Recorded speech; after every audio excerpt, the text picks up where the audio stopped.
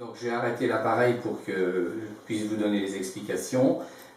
L'électrode peut être soit préconnectée comme sur le modèle ici, soit l'appareil va vous demander de la connecter sur le boîtier. Ensuite, il faudra éventuellement raser le thorax si c'est un homme qui est poilu. Il faudra l'essuyer parce que souvent quand on fait un malaise on a sué et donc il est évident qu'on ne peut pas coller un adhésif sur la peau si elle est humide.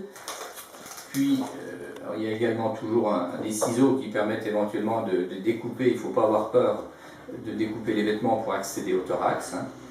Et ensuite il faut ouvrir l'électrode, le sachet de l'électrode et les coller l'une au-dessus du sein gauche, sous la sein droit pardon, sous la clavicule, et l'autre sous le sein gauche. Ce qui fait que le cœur va être pris dans le champ électrique délivré par l'appareil. Alors souvent, les personnes ont peur d'utiliser un appareil. Alors, je crois que le seul risque à utiliser un défibrillateur, c'est de sauver une vie. Donc c'est un risque que l'on doit prendre. Il n'y a aucun danger.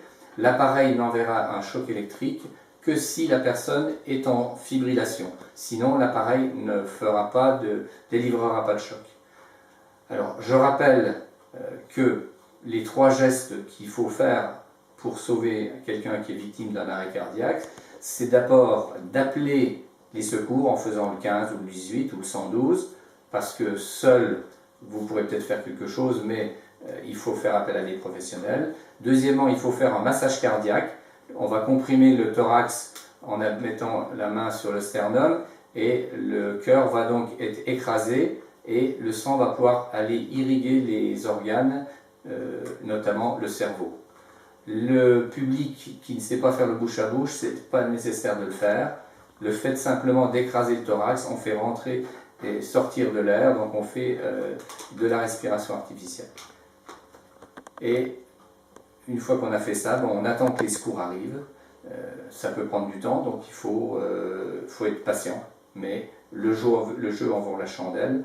Dans les villes qui sont bien équipées en défibrillateur, où les secours arrivent, où les personnes sont formées, on peut sauver jusqu'à 1 personne sur 5 victime d'un arrêt cardiaque. Actuellement, c'est 1 personne sur 20 en France qui survit à un arrêt cardiaque. Donc on a beaucoup de progrès à faire, mais les progrès, ils dépendent du public, c'est-à-dire du témoin d'un arrêt cardiaque. Ils dépendent de l'installation de défibrillateurs. Donc à Saint-Dié, il y a actuellement un défibrillateur accessible au public qui est derrière la mairie.